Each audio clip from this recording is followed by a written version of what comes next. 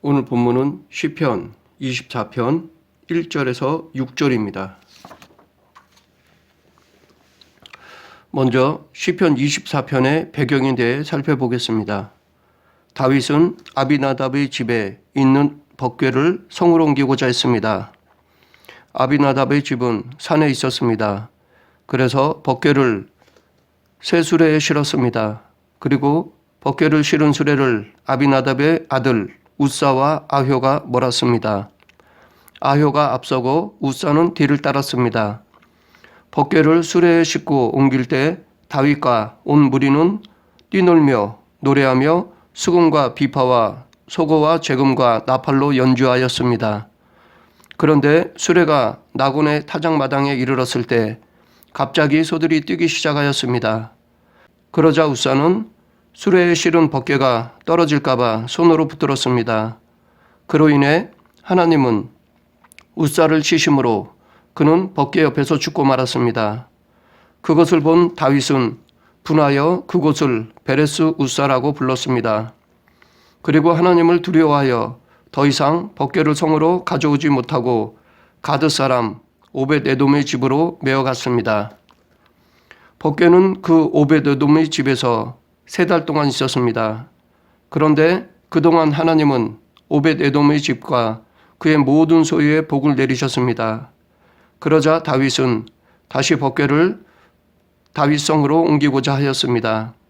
그런데 이번에는 옮기는 방법을 달리했습니다. 하나님의 말씀대로 레위인들에게 법궤를 메고 옮기도록 하였습니다. 그렇게 레위인들이 법궤를 어깨에 메고 6걸음을 가자 다윗은 소와 살찐 송아지로 제사를 드렸습니다. 그리고 즐거이 환호하며 나팔을 불고 비파와 수금을 탔습니다. 이때 부른 노래가 오늘 본문인 시편 24편입니다. 오늘 본문을 통해 예배자의 자세에 대해 살펴보겠습니다. 다윗은 법궤를 자기 곁으로 옮기는 것에 대해 너무나 기뻐했습니다. 왜냐하면 법궤는 하나님을 상징하는 것이기 때문입니다. 법궤를 성으로 옮기는 것은 곧 하나님을 곁에 두는 것이라고 생각했습니다. 하나님의 임재의 가시적인 상징인 법궤를 옆에 둠으로 하나님을 더 가까이에서 섬기려 했던 것입니다. 그런데 이런 마음을 공간적인 개념이 아니라 관계적인 개념으로 보면 하나님을 곁에 둠으로 하나님 우선순위로 살아가겠다는 의미로도 볼 수 있습니다.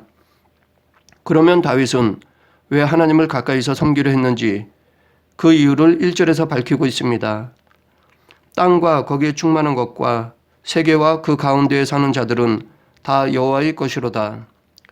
다윗이 하나님을 가까이서 섬기려 했던 이유는 세상의 모든 것은 다 하나님의 것이기 때문입니다. 즉 하나님은 모든 것들의 주인이시기 때문입니다. 다윗은 모든 것들의 주인 대신 하나님을 곁에서 섬기고자 하였기에 기뻐했습니다. 우리도 다윗처럼 모든 것의 주인이신 하나님을 기뻐해야 합니다. 우리는 모든 것의 주인이신 하나님의 자녀입니다. 자녀는 부모의 모든 소유를 받을 수 있습니다. 그런데 이 세상에서의 부모로부터의 상속과 하나님으로부터의 상속은 차이가 있습니다.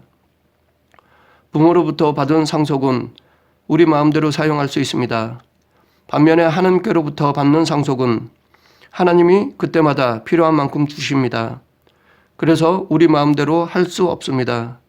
그렇기 때문에 하나님께서 주시는 것이 더 좋음에도 불구하고 우리 마음대로 할 수 없으니까 기뻐하지 못하는 것입니다. 우리가 욕심을 내려놓으면 하나님의 깊으신 사랑을 깨달을 수 있고 그로 인해 주신 것에 자족하며 기뻐할 수 있습니다. 또한 더 좋은 것에 대해 기대할 수도 있습니다. 그러면 왜 하나님이 세상의 주인 되시는지 오늘 본문 2절에 보면 여호와께서 그 터를 바다 위에 세우시며 강들 위에 건설하셨도다. 하나님이 이 세상의 창조자이시기 때문입니다.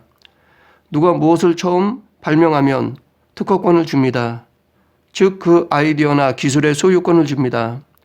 이렇듯 하나님도 세상을 처음 만드셨기에 당연히 세상의 소유권이 하나님께 있는 것입니다.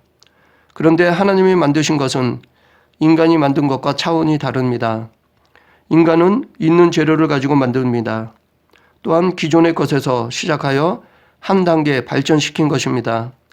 그러하기에 인간의 발명에는 반드시 새로운 발명품이 나오기까지 그 이전 단계가 있습니다. 한 예로 다이얼 전화가 있었고 그 다음에 버튼 전화가 있었고 그 다음에 무선 전화, 핸드폰, 지금의 전화로 발전된 것입니다. 인류의 모든 문명 문화가 이렇게 조금씩 발전되어 지금까지 온 것입니다. 그러나 하나님은 아무것도 없는 무에서 만드신 것입니다. 또한 기존의 어떤 것을 더 발전시킨 것도 아닙니다.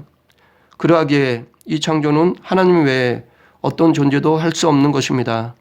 우주가 존재하는 데 있어서 진화론자들이 말하는 우연도 사실상 불가능한 것입니다.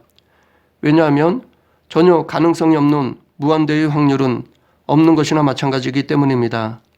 그러므로 우주의 존재는 창조 외에는 달리 설명되어질 수 없습니다. 그런 거로 스스로 계신 하나님만이 창조자요 유일신입니다. 하나님 외의 신은 없습니다. 하나님 외에 이 세상의 자칭 신이라고 불리는 것들은 모두 인간이 만든 우상이나 피조된 영적 존재일 뿐이기에 그들은 절대로 신이 될 수 없습니다. 물론 영적 존재들, 즉 사탄이나 귀신들은 인간보다는 뛰어난 능력과 힘이 있습니다. 하지만 그들도 피조된 존재이기에 우리가 섬길 신이 될 수는 없습니다. 또한 하나님의 자녀인 우리는 그런 존재를 두려워할 필요도 없습니다. 그들이 아무리 우리를 공격한다 하더라도 우리는 하나님의 자녀이기 때문에 두려워할 필요가 없습니다. 왜냐하면 자식의 불의한 고통을 지켜만 볼 아버지는 없기 때문입니다. 특히 우리 하나님은 선하고 의로우신 분이기에 더더욱 그렇습니다. 하나님 허락 없이는 영적 존재라도 인간을 마음대로 건드리지 못합니다. 창조는 기독교의 기초이고 시작입니다. 그래서 성경은 태초에 하나님이 천지를 창조하시니라 라는 말로 시작하고 있습니다. 또한 이 창조를 받아들여야지만 인간의 실체를 올바로 알 수 있습니다. 하나님은 인간을 선하게 창조하셨습니다. 그런데 인간은 불순종으로 죄를 지었습니다. 그래서 아담 이후의 모든 인간은 다 타락한 죄인입니다. 이렇게 인간의 죄인임을 알아야지만 예수님을 구원자로 믿을 수 있습니다. 죄인된 인간은 스스로 구원을 이룰 수 없습니다. 반드시 구원자가 필요합니다. 그런데 이 땅에는 구원자가 될 자격이 있는 사람이 없습니다. 무죄한 자가 없기 때문입니다. 그래서 예수님께서 스스로 자원하여 구원자로 이 땅에 오신 것입니다. 그리고 십자가의 대속으로 죄값을 치러 주셨습니다. 또한 부활하심으로 인간을 붙잡고 있던 사망 권세를 이기셨습니다. 이것이 기독교의 구조요, 이 세상에 벌어진 사실, 즉 진실입니다. 계속해서 3절을 보면 여호와의 산에 오를 자가 누구며 그의 거룩한 곳에 설 자가 누구인가? 다윗은 이 세상의 창조자이시며 주인 되신 하나님 앞에 설 자가 누구인가라고 질문하고 있습니다. 이것은 곧 하나님께 예배를 드릴 자가 누구인가라는 것입니다. 여기서 여호와의 산, 거룩한 곳은 하나님을 만나는 곳을 의미합니다. 다윗이 여호와의 산이라고 말하는 것은 하나님은 무소부재하시지만 특정한 곳을 정하여 인간을 만나 주시기 때문입니다. 그리고 하나님이 구별되게 정하신 곳이기에 하나님께서 만나 주시는 곳은 거룩한 곳입니다. 우리는 이것을 모세를 통해 알 수 있습니다. 모세는 사람을 죽이고 그것이 탈로 나서 애굽에서 도망쳐 미디안으로 갔습니다. 그리고 그곳에서 제사장 이도로를 만났고 딸 시보라와 결혼하여 양을 치며 살았습니다. 그렇게 40년을 살던 어느 날 모세는 호렙산에서 떨기나무에 불이 붙었지만 타지 않는 것을 보았습니다. 그것이 이상해서 가까이 다가가서 보려 하는데 그때 하나님께서 모세에게 이리로 가까이 오지 말라. 내가 선 곳은 거룩한 땅이니 내 발에서 신을 벗으라 라고 말씀하셨습니다. 이처럼 모세는 하나님이 특정하게 정하신 곳인 호렙산에 올랐고 그 거룩한 곳에서 하나님을 만났습니다. 지금의 여호와의 산은 교회라고 할 수도 있습니다. 신약 이후로는 특별히 구별하여 만나주시는 곳은 교회입니다. 그러하기에 교회는 거룩한 곳입니다. 우리는 교회에 나와서 하나님을 만나야 합니다. 모세가 호렙산에 오르는 수고를 하고 떨기나무까지 다가가는 의지를 발휘했듯이 우리도 하나님의 전인 교회 공동체에 함께하려고 수고하고 예배드리고자 의지를 발휘해야 합니다. 물론 교회 밖에서도 하나님을 만날 수 있습니다. 실제로 교회 안에서보다는 우리 삶의 현장에서 하나님의 임재를 더 많이 체험합니다. 이 하나님과의 만남을 계속 유지하기 위해서는 교회 공동체에 함께해야 합니다. 그리고 공동체 안에서 성장하고 성숙되어져야 합니다. 이것이 하나님의 뜻입니다. 이어지는 4절에서 다윗은 여호와의 산에 오를 자, 거룩한 곳에 설 자, 즉 하나님께 예배드릴 합당한 자가 누구인가를 말하고 있습니다. 곧 손이 깨끗하며 마음이 청결하며 뜻을 허탄한 데에 두지 아니하며 거짓 맹세하지 아니하는 자로다.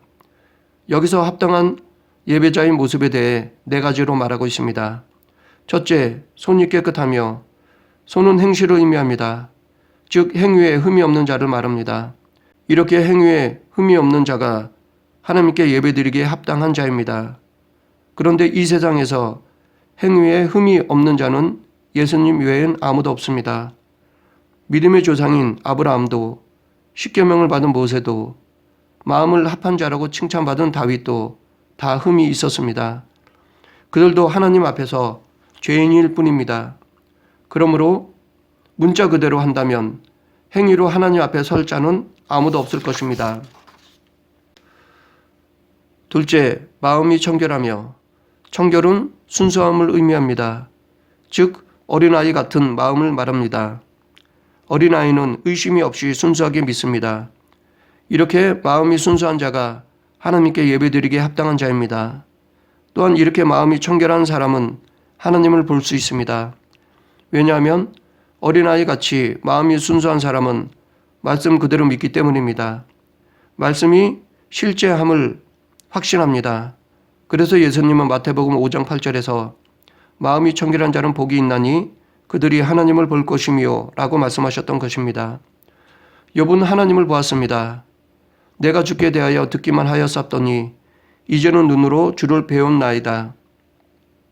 고난 속에서도 마음이 청결한 욥은 하나님을 보았습니다. 다윗이 말한 첫째와 둘째 조건을 종합하면 첫째, 손이 깨끗한 것은 육을 의미하고 둘째, 마음이 청결한 것은 영을 의미한다고 볼 수 있습니다. 따라서 이 둘을 합하면 영육간의 깨끗한 자를 의미한다고 하겠습니다. 그리고 이렇게 영육이 깨끗한 자가 하나님께 예배드릴 합당한 자라고 말할 수 있습니다. 셋째, 뜻을 허탄한 데 두지 아니하며, 허탄은 무가치한 것을 의미합니다. 무가치한 것은 우상을 말합니다. 즉 우상을 섬기지 않는 자를 말합니다. 우상은 가치가 없고 헛된 것입니다. 왜냐하면 아무리 정성을 쏟는다 하더라도 헛수고이기 때문입니다. 물론 우상은 우리에게 쾌락을 줄 수 있습니다. 그러나 그것은 시간이 지나면 오히려 해가 됩니다. 결국 자신을 넘어뜨리게 만드는 걸림돌이 되거나 잘못된 길로 인도하는 이정표가 됩니다.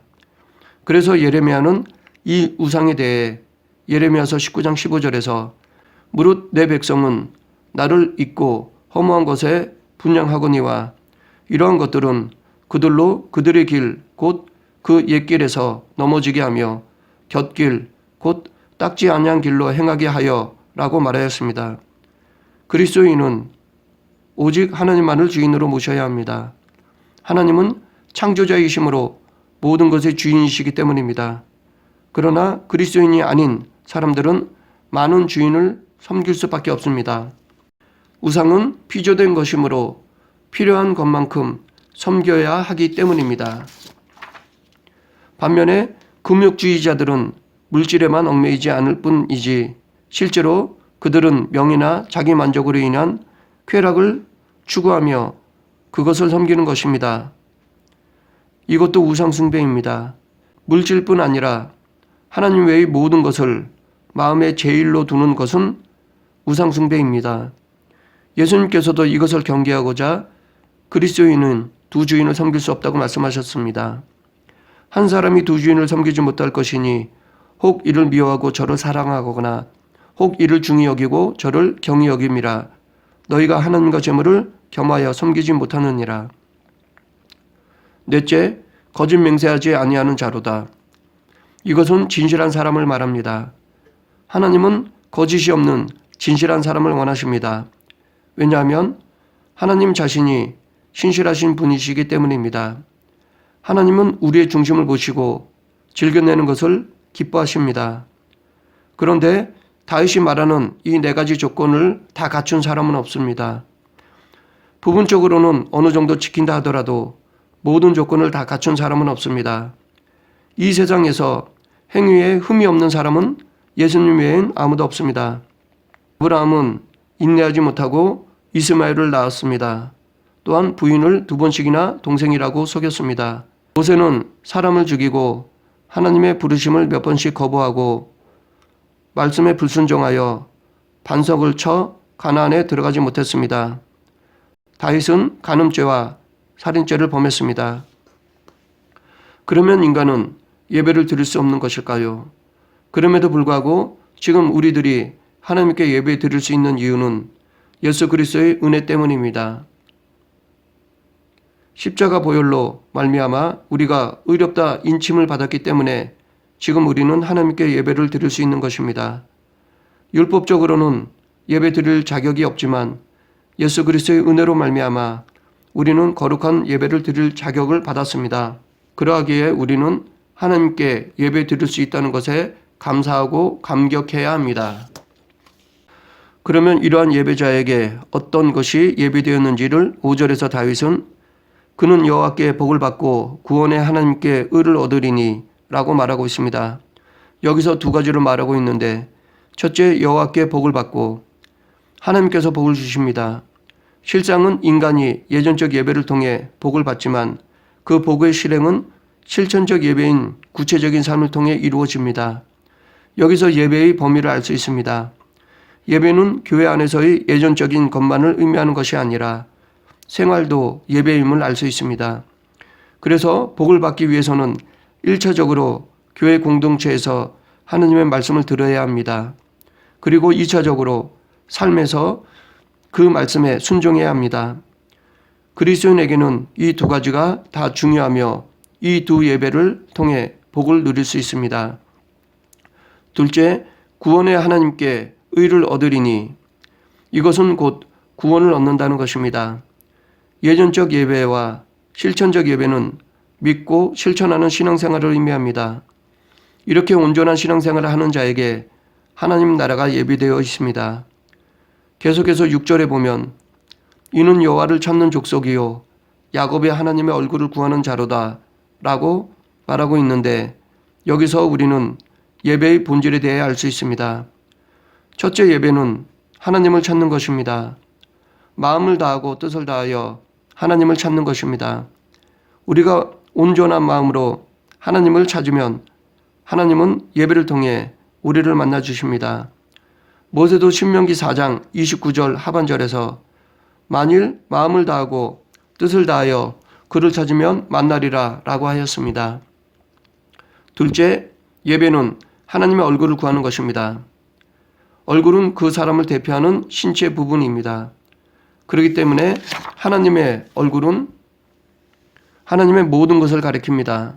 즉 하나님의 의, 선, 사랑 등등. 그러므로 예배는 하나님의 것을 구하는 것입니다. 예배는 나의 필요한 것만을 구하는 도구가 아닙니다. 세상적인 물질명의 권력을 구하기 위한 방법으로 예배를 드려서는 안 됩니다. 물론 우리는 일용할 양식과 필요를 예배를 통해 구해야 합니다. 그러나 우선순위로 하나님의 뜻인 하나님 나라와 그의 의를 먼저 구해야 합니다. 그러면 이 모든 것을 더해 주십니다.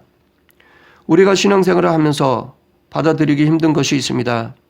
그 중에 하나가 아마도 악의 형통과 의인의 고통일 것입니다.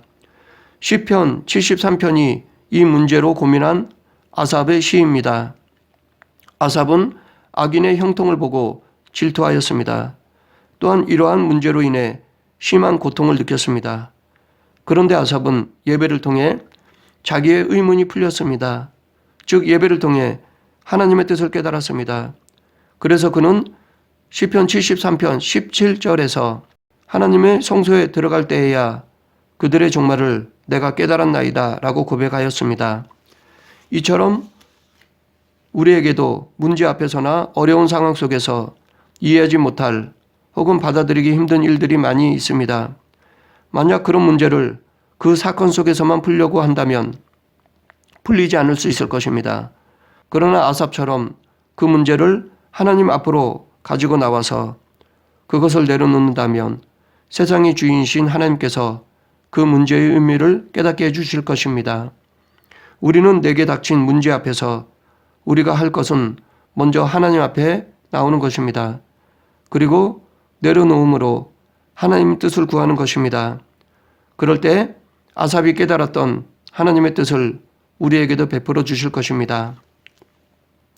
말씀을 정리하겠습니다. 다윗이 말하는 예배자는 손이 깨끗해야 합니다. 마음이 청결해야 합니다. 뜻을 허탄한 데 두지 말아야 합니다. 거짓으로 맹세하지 않아야 합니다.